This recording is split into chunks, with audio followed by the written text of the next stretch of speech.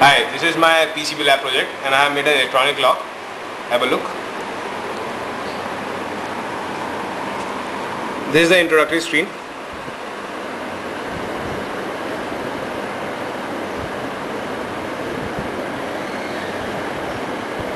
Well, now it's asking for a password, and for example if I type a wrong password, let's see what happens.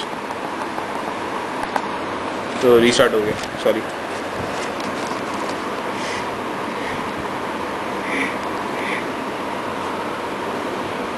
Okay, and I submit this password, and that's a wrong password and it has denied the access. Restarting it. My correct password is 4321.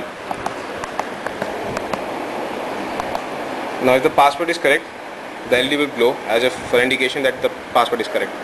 This is how it works. Thank you.